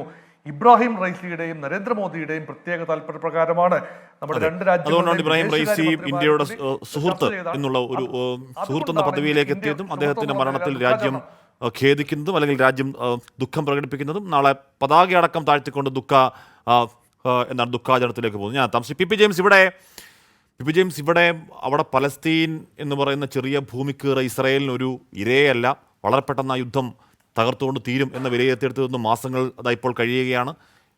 അവിടെ കുറേയധികം കുഞ്ഞുങ്ങളെ, കുറേയധികം സ്ത്രീകളെ കൊന്നുകൂട്ടുന്നു എന്നല്ലാതെ യഹിയ സിൻവർ അടക്കം ഇസ്രായേലിൻ്റെ പ്രൈം ടാർഗറ്റായ ഹമാസ് നേതാക്കളെ ഒന്നും പിടികൂടാൻ കഴിയുന്നില്ല. ഇസ്രായേലിൻ്റെ പ്രധാനപ്പെട്ട നേതാക്കളെ ഒന്നും പിടികൂടാൻ ഇതുവഴി ഇസ്രായേലിന് കഴിഞ്ഞിട്ടില്ല. മാത്രമല്ല അവിടെ തടങ്കിൽ പാർപ്പിച്ചിരിക്കുന്ന ബന്ദികളെ മോചിപ്പിക്കാൻ പോലും ഇസ്രായേലിന് കഴിയുന്നില്ല. ഈ പറയുന്ന വലിയ സൈനിക രാഷ്ട്രമാണ്, മൊസാദിൻ്റെ വലിയ ശക്തിയെപ്പറ്റി നമ്മൾ പറയുമ്പോൾ പോലും. ഇതിനൊക്കെ ഇപ്പോൾ ഹൂത്തികൾക്കാകട്ടെ ഹമാസിനാവട്ടെ ഈ ഇസ്രായേൽ വിരുദ്ധമായി നിൽക്കുന്ന ഫോഴ്സുകൾക്കൊക്കെ ശക്തി കൊടുക്കുന്ന ഇറാൻ്റെ പ്രധാനപ്പെട്ട നേതാക്കൾ കൊല്ലപ്പെടുന്നത് ഇസ്രായേലിന് കുറച്ചുകൂടി പലസ്തീനിലെ വഴികൾ എളുപ്പമാക്കും എന്ന് കരുതാനായോ? ഹാഷ്മി, ആ പറഞ്ഞ കാര്യത്തിൽ വളരെ ശരിയുണ്ട്. പ്രത്യേകിച്ച് ഇസ്രായേൽ ഹമാസ് യുദ്ധം 7 മാസം പിന്നിടുമ്പോൾ ഇസ്രായേൽ പറഞ്ഞത് ഞങ്ങളിതാ പോയി ഗസ പിടിച്ചടക്കം, ഒരു വലിയ സ്ട്രിപ്പൊന്നല്ല, 23 ലക്ഷം പേര് താമസിക്കുന്ന ഒരു ചെറിയ പ്രദേശം പിടിച്ചടക്കാൻ ഇസ്രായേൽ സർവ്വസന്നാഹവും വെച്ച് 7 മാസമായി മുന്നേറുകയാണ്. പക്ഷെ മുന്നേറിയിട്ട് 35,000 പേര് കൊല്ലപ്പെട്ടതിൽ 25,000 പേരും പാവപ്പെട്ട സ്ത്രീകളും കുട്ടികളുമാണ്. എന്ന് മാത്രമല്ല ഏതാണ്ട് ഒരു 1000-ലേറെ തുരങ്കങ്ങൾ ഭൂമിക്കടിയിൽ നിർമ്മിച്ച് ഹമാസ് നടത്തുന്ന ഫൈറ്റിൻ്റെ പിന്നിൽ ഇറാനാണ്. ഇറാനാണ് ഹമാസിനെ എക്യുപ്പ് ചെയ്തിരിക്കുന്നത്. ലെബനനിൽ ഹെസ്ബുള്ളയെ ഇതുപോലെ തന്നെ ആയുധവൽക്കരിച്ചിരിക്കുന്നത് ഇറാനാണ്. അപ്പുറത്ത് ഹൂതികൾക്ക് ഏതാണ്ട് ഷിയ വിഭാഗത്തിൽപ്പെട്ട ട്രൈബൽസ് ആണ് ഹൂതികൾ. അവർക്ക് പ്രത്യേകിച്ച് കപ്പലുകളെ ആക്രമിക്കാൻ കഴിയുന്ന രീതിയിൽ മിസൈലുകളും ആയുധങ്ങളും ഒക്കെ നൽകി. അപ്പോൾ ഇതൊരു വളരെ കൃത്യമായിട്ട് ഇപ്പോഴത്തെ ഒരു ലീഡർഷിപ്പ് അതിൻ്റെ പിറകിൽ വളരെ ശക്തമായിട്ടുണ്ട്. അവർ ചെയ്യുന്ന ഒരു പ്രവൃത്തി വളരെ ശക്തമായിട്ടുള്ളതാണ്. ഇസ്രായേലിനെ വിറപ്പിക്കുന്ന രീതിയിൽ തന്നെയാണ് അവർ മുന്നോട്ട് പോകുന്നത്. പക്ഷേ ഇതിൽ ഡോക്ടർ PJ വിൻസെൻ്റ് സംസാരിച്ചപ്പോൾ പറഞ്ഞൊരു കാര്യത്തോട് എനിക്ക് വിയോജിപ്പുണ്ട്. പ്രത്യേകിച്ച് ഇറാനിൽ 2 വർഷം നടന്ന ആ പ്രക്ഷോഭത്തെ അടിച്ചമർത്തി, പ്രത്യേകിച്ച് ഇറാൻ്റെ സൈനിക ശക്തി എന്ന് പറഞ്ഞാൽ അറബ് ലോകത്ത് അല്ലെങ്കിൽ നോൺ അറബ് ലോകത്ത് ഇതുപോലെ ഒരു സൈനിക ശക്തിയില്ല. അത്ര ശക്തമാണ് അവരുടെ റെവല്യൂഷണറി ഗാർഡ്സും മിലിറ്ററിയും എയർഫോഴ്സും. ഇന്ത്യ ഒരു കാലത്ത് സൈനിക രംഗത്ത് ശ്രദ്ധിച്ച പോലെ അവരും ആ രംഗത്ത് വളരെ ശക്തമായിട്ടുള്ളത്. അപ്പോൾ അതുകൊണ്ട് ജനകീയ സമരം അത് വെറും ഒരു നഗരത്തെ സമരമായിരുന്നു എന്നുള്ള ഒരു പ്രയോഗത്തോട് എനിക്കധികം യോജിപ്പ് തോന്നുന്നില്ല. കാരണം 2 വർഷം ലക്ഷക്കണക്കിന് സ്ത്രീകളാണ് രംഗത്തിറങ്ങിയത്. അത് നഗരങ്ങളിൽ മാത്രമല്ല. ഈ മക്സ ആമിനി വരുന്നത് അവർ കുർദിഷായിട്ടുള്ള ഒരു ഗ്രാമീണ പശ്ചാത്തലത്തിൽ നിന്ന് വരുന്നതാണ്. അവിടെയൊക്കെ നടന്ന പ്രക്ഷോഭം എന്തായിരുന്നു? അത് അടിച്ചൊതുക്കാൻ 2 വർഷത്തിനുള്ളിൽ 500 പേരെ വധിക്കേണ്ടി വന്നു. IRGCക്ക് അല്ലെങ്കിൽ റവല്യൂഷണറി ഗാർഡ്സിന് 10,000-കണക്കിന് ആൾക്കാർ ജയിലിലടക്കേണ്ടി വന്നു. 10-30,000 പേര് ഗുരുതരമായി മുറിവേറ്റു. ഇപ്പോഴും അതിൻ്റെ നടന്നുകൊണ്ടിരിക്കുകയാണ്. അപ്പോൾ സമൂഹത്തിനുള്ളിൽ അവിടുത്തെ ഈ മർദ്ദക നിലപാടിനെതിരെ അതിശക്തമായിട്ടുള്ള എതിർപ്പുണ്ട്. ഒരു കാര്യം കൂടി ശ്രദ്ധിക്കണം, 2017 ഇതേ ഇബ്രാഹിം റൈസി, ഞാൻ അദ്ദേഹത്തിൻ്റെ ക്വാളിറ്റിയെക്കുറിച്ചൊന്നും കുറച്ച് കാണുന്നില്ല, പക്ഷെ നമ്മൾ ശ്രദ്ധിക്കേണ്ടതുണ്ട്. 2017 വളരെ ഹാർഡ് ലൈനറായിട്ടുള്ള ഇബ്രാഹിം റൈസി പ്രസിഡന്റ് സ്ഥാനത്തേക്ക് മത്സരിച്ചപ്പോൾ മിതവാദിയായ ഹസൻ റുഹാനി അദ്ദേഹത്തെ തീർത്തും പരാജയപ്പെടുത്തി. പിന്നീട് അദ്ദേഹം എത്രയോ കഴിഞ്ഞാണ് വീണ്ടും മത്സരിക്കുമ്പോൾ നമ്മൾ ഓർത്താൽ കൊള്ളാം, അദ്ദേഹത്തിനെതിരെ വന്ന പോപ്പുലർ ലീഡേഴ്സായിട്ടുള്ള മിതവാദികളെ മുഴുവൻ ഒഴിവാക്കി വെറ്റ് ചെയ്ത് വളരെ അശക്തരായ സ്ഥാനാർത്ഥികളെ മാത്രം മത്സരിക്കാൻ അനുവദിച്ച്, എന്നിട്ടും 2ാം സ്ഥാനത്ത് വന്നത് നോട്ടയാണ്. 42 ലക്ഷം പേര് വോട്ട് ചെയ്തു. പോളിംഗ് ശതമാനം ഇറാന്റെ ചരിത്രത്തിൽ ഏറ്റവും മോശമായിരുന്നു. അതുകൊണ്ട് അദ്ദേഹം ഒരു പോപ്പുലർ ലീഡറാണെന്ന് നമുക്ക് അവകാശപ്പെടാൻ കഴിയില്ല. ഇറാന്റെ ഉള്ളിൽ അദ്ദേഹത്തിന് ശക്തമായിട്ടുള്ള റെസിസ്റ്റൻസ് ഉണ്ട്. അദ്ദേഹം കൊല ചെയ്യപ്പെട്ട ഒരു സമയത്ത് ഇത് പറയുന്നത് ശരിയാണോ എന്നറിയില്ല, പക്ഷെ രാഷ്ട്രീയമായിട്ട് വിലയിരുത്തുമ്പോൾ അദ്ദേഹത്തിൻ്റെ ക്വാളിറ്റി ഓഫ്, ഇപ്പോൾ ഇന്ത്യയുടെ സുഹൃത്താണ് എന്ന് പറയുമ്പോൾ തന്നെ ഈസ് എ ഷൂട്ട് പൊളിറ്റീഷ്യൻ. ഇന്ത്യയെക്കാൾ ബന്ധം ചൈനയുമായിട്ടും റഷ്യയുമായിട്ടും ഉണ്ട്. അപ്പൊ അദ്ദേഹം വളരെ കൃത്യമായിട്ട് അത് ബാലൻസ് ചെയ്ത് കൊണ്ടുപോയ ഒരു വിദേശകാര്യ വിദഗ്ധൻ കൂടിയാണ് എന്ന് പറയുകയാണ്. ഞാൻ തിരികെ ശ്രീ PJ വിൻസെൻ്റ്, ചുരുങ്ങിയ വാക്കുകളിൽ ജെയിംസ് സാറിന്റെ ആ വിയോജിപ്പിന് മറുപടി.